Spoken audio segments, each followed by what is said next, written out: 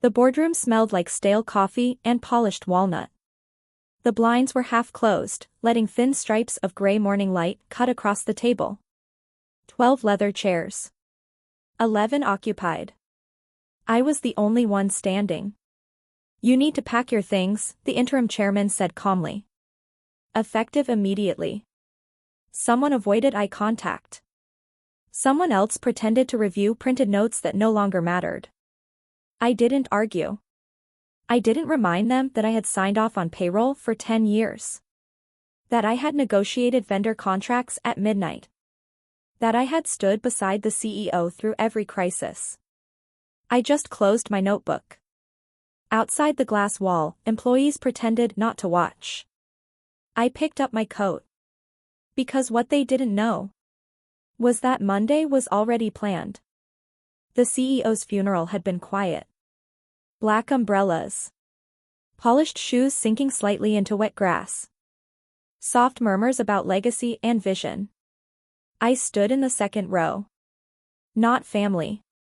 Not bored. Somewhere in between. For 10 years, I was his operations director. The one who stayed after meetings ended. The one who caught inconsistencies in contracts before they became lawsuits.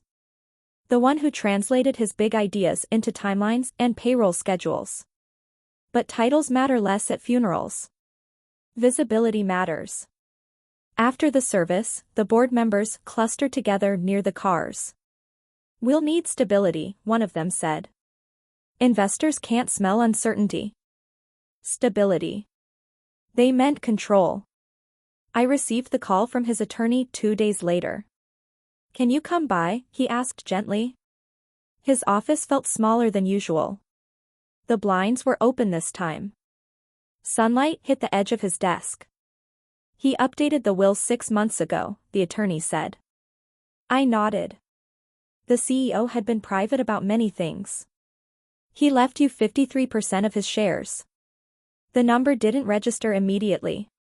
53. Majority. Controlling interest. I didn't gasp. I didn't celebrate.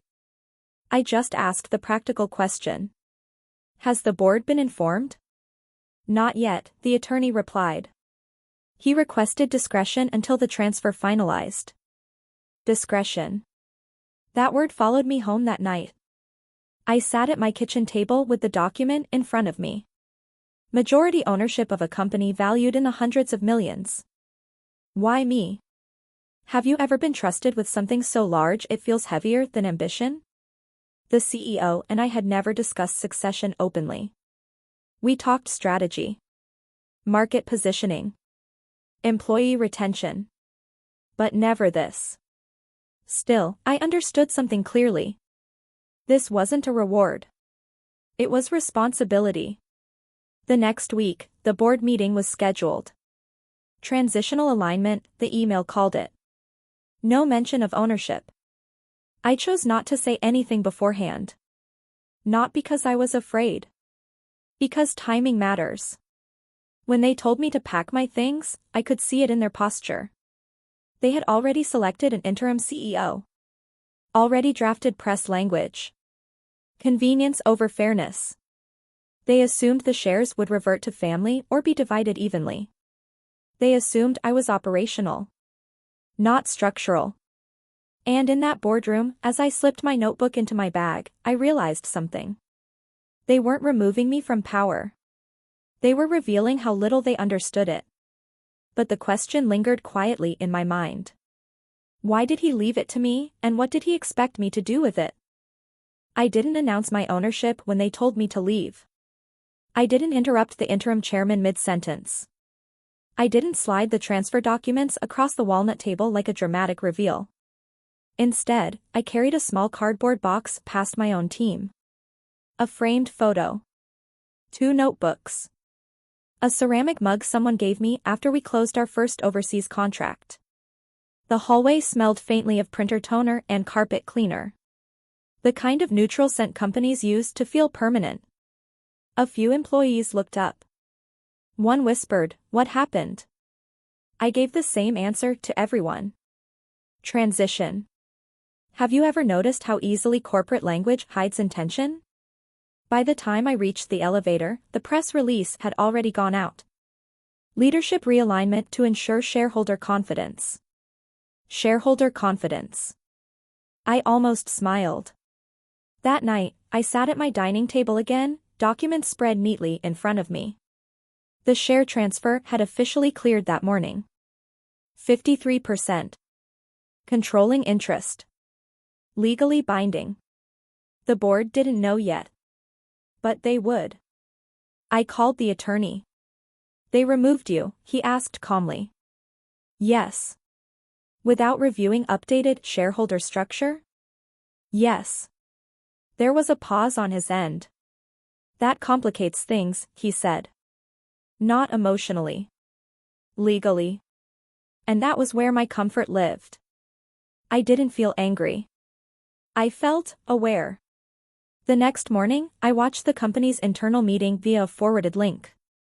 The interim chairman addressed employees. We are committed to stability, he said. I recognized the tone. Confident. Controlled. Slightly rehearsed. They had moved quickly. New email access revoked. My credentials disabled before I reached the parking lot.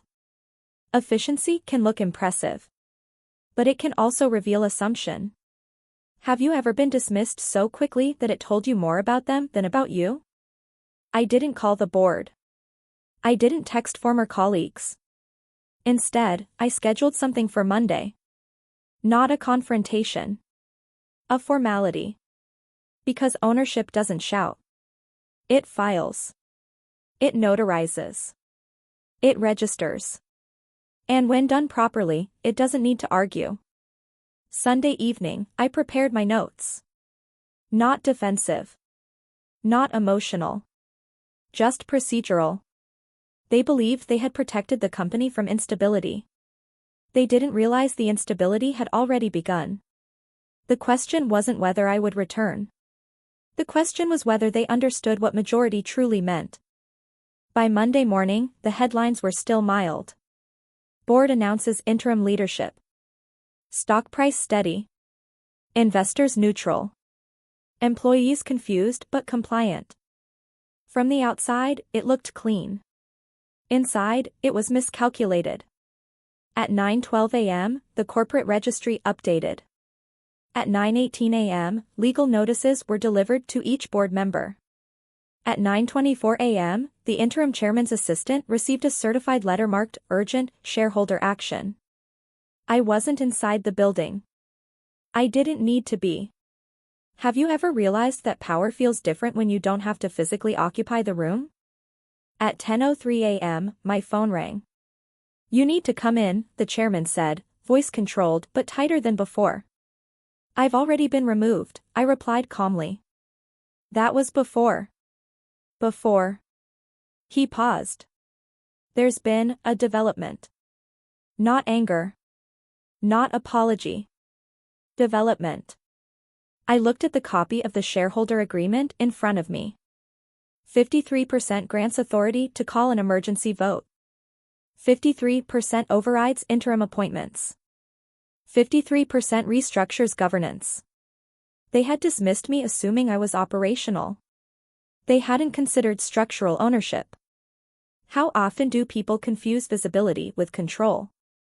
By noon, the boardroom that had escorted me out a week earlier was reconvening. This time, they were waiting for me. Not as an employee. As majority shareholder. But something inside me had shifted since that morning they told me to pack my things. I wasn't walking back in for validation. I was walking in for alignment. Because what they saw as a power struggle, I saw as responsibility. And responsibility requires clarity. The boardroom looked exactly the same. Same walnut table. Same leather chairs. Same filtered light through half-closed blinds. Only the posture had changed. When I entered, no one remained seated this time. The interim chairman cleared his throat. We weren't informed of the updated share allocation, he began. I know, I replied. No accusation. Just fact. They had assumed the CEO's shares would be distributed traditionally. Family trust. Diversified holding. Neutralized influence. Instead, he had consolidated it. In me. Have you ever noticed how authority feels fragile when it rests on assumption? The attorney joined by speakerphone. Calm. Clinical. The paperwork had been filed correctly. The transfer indisputable. You hold 53%, he confirmed. That grants you controlling vote. The air felt different now. Less confident. More calculated. One board member adjusted his glasses. Why didn't you disclose this at the prior meeting? He asked. Because disclosure requires trust. Because you didn't ask, I said quietly. The silence that followed wasn't dramatic. It was reflective. For years, I had been the person translating vision into execution. The one smoothing over operational friction. The one stabilizing quarterly projections when risk felt exciting. I knew the company's infrastructure more intimately than anyone in that room. And they had asked me to pack my things. Convenience over fairness. Efficiency over understanding. Have you ever been underestimated simply because you didn't advertise your position? The chairman leaned forward. What are you proposing? He asked. Not confrontation. Proposal. That shift mattered. I slid a single document across the table. Emergency vote to suspend interim appointment. Reinstatement of operational oversight. Temporary governance review. No theatrics. Just structure. I'm not here to embarrass anyone, I said. I'm here to protect the company. Their expression softened slightly. Because this wasn't revenge. It was stewardship. I didn't mention the way they had avoided my eyes when escorting me out. I didn't reference the press release. I didn't need to. Power spoken quietly lands deeper. The vote passed. Unanimous. Not because they wanted to concede. Because they had to. And as I resumed my seat at the head of the table, not as an employee, not as a director, but as majority owner, I understood something clearly. This wasn't about reclaiming a chair. It was about redefining who decides who gets one. The first thing I did wasn't replace anyone. That surprised them. They expected retaliation. Public correction. A reshuffle dramatic enough to make headlines. Instead, I requested internal audits. Quiet ones. Vendor contracts reviewed. Compensation packages examined. Board voting patterns analyzed over the last 3 years. No accusations. Just transparency. Have you ever noticed how accountability feels threatening only to those who rely on assumption? By Thursday, irregularities surfaced. Nothing criminal. But convenient. Consulting agreements tied to personal connections. Performance bonuses approved without unanimous review. A pattern of decisions favoring optics over sustainability. The interim chairman avoided my eyes during the third audit session. You're making this personal, he said carefully. No, I replied. I'm making it consistent. Consistency is harder to argue against than anger. The CEO had trusted me because I valued systems over applause. Stability over headlines. Long-term growth over quarterly theatrics. The board, however, had grown comfortable. Comfort can erode vigilance. I didn't threaten removal. I presented data. Charts. Margins. Comparative performance metrics from departments that had been underfunded while executive bonuses expanded. The room felt smaller with each slide. Not because I was aggressive. Because the numbers were patient. Have you ever watched confidence shrink under documentation? One board member finally spoke. We assumed you would sell your shares, he admitted. Assumed. There it was again. They thought majority ownership was leverage to be negotiated. Something emotional. Something impulsive. They hadn't considered that I might treat it like responsibility. I won't sell, I said calmly. But I will restructure. Restructure board terms. Institute oversight protocols. Formalize vote transparency. The chairman exhaled slowly. You planned this. I paused. I prepared. Preparation isn't dramatic. It's deliberate. And when the meeting ended, no one told me to pack my things. Instead, they waited for my next instruction. Because the boundary had been crossed the moment they dismissed me without review. And now, they understood something they hadn't before. Majority isn't about noise. It's about permanence. I didn't fire anyone. That would have been easy. It would have satisfied the narrative they expected. The triumphant return. The public correction. Instead, I adjusted governance. 2 board seats converted to independent oversight roles. Executive compensation tied directly to measurable performance. Emergency removal protocols revised to require shareholder review. No speeches. No raised voices. Just amendments. Have you ever noticed how structural change feels quieter than confrontation, but lasts longer? The interim chairman requested a private meeting.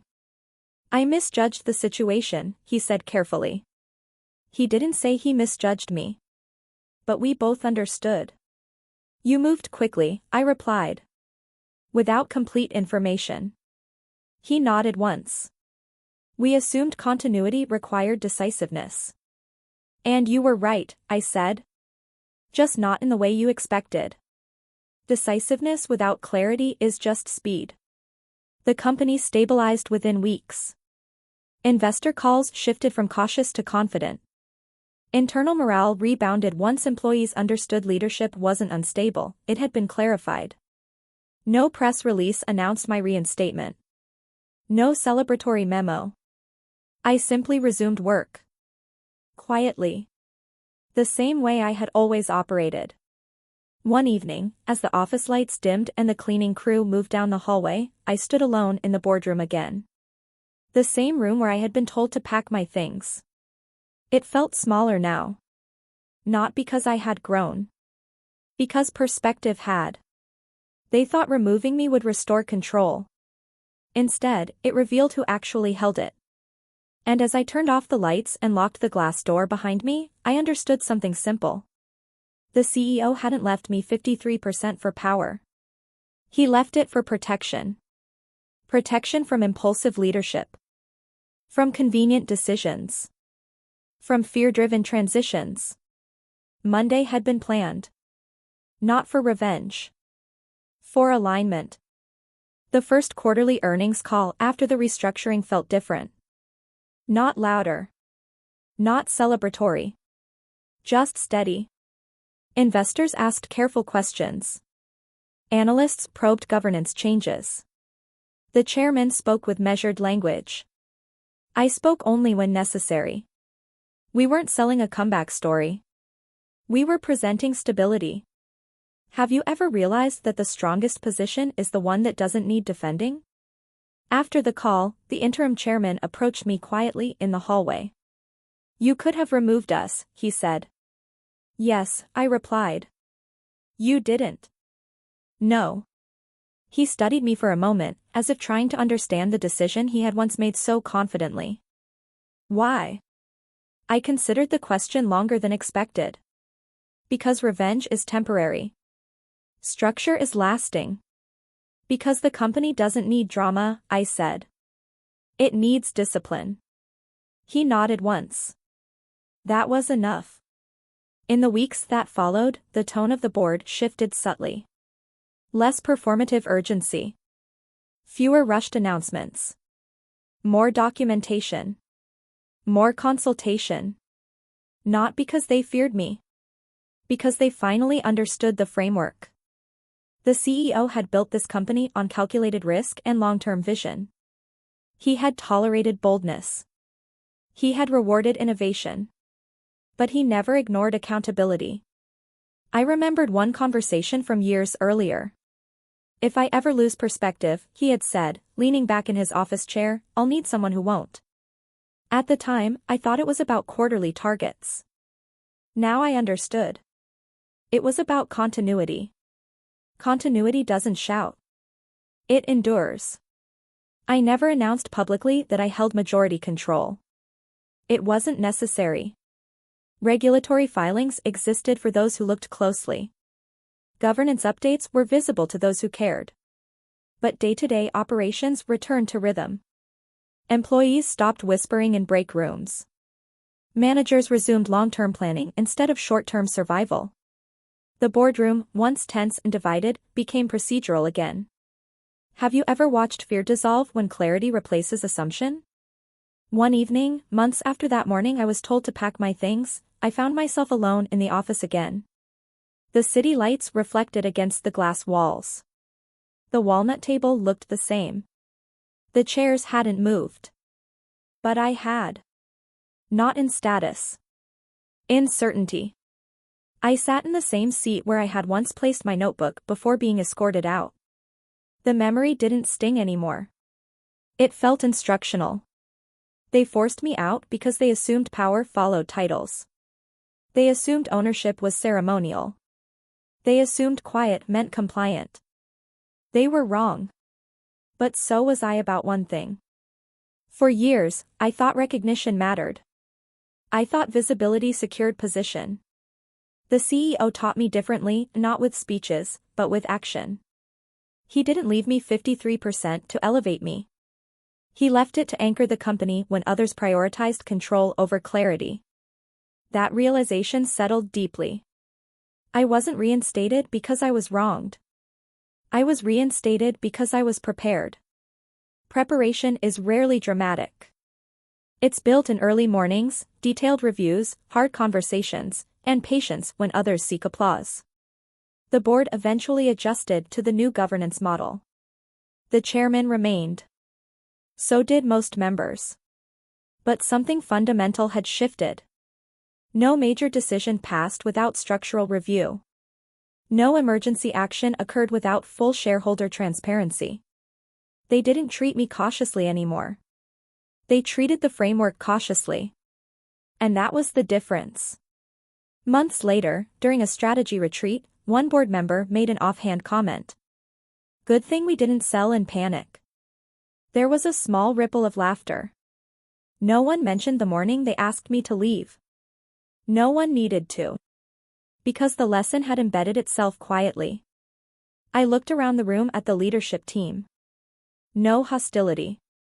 No lingering resentment. Just focus. Have you ever realized that dignity doesn't need to win loudly to be complete? I didn't seek apology. I didn't demand acknowledgement. I didn't reference the email that revoked my access or the press release that replaced my role. Those moments belonged to a version of the company that operated on assumption. This version operated on awareness. As I walked out of the office that night, the elevator doors closed softly behind me. The same building. The same boardroom. But the dynamic had changed. Not because I argued. Not because I retaliated. Because I waited. Because Monday was planned. And sometimes, the most powerful move isn't confronting the room. It's understanding that the room was never the authority to begin with. If this story resonates with you, take a moment to like and share your thoughts below. Have you ever been underestimated in a room that thought it understood your position? This wasn't a victory speech. It was alignment. And alignment lasts longer than applause.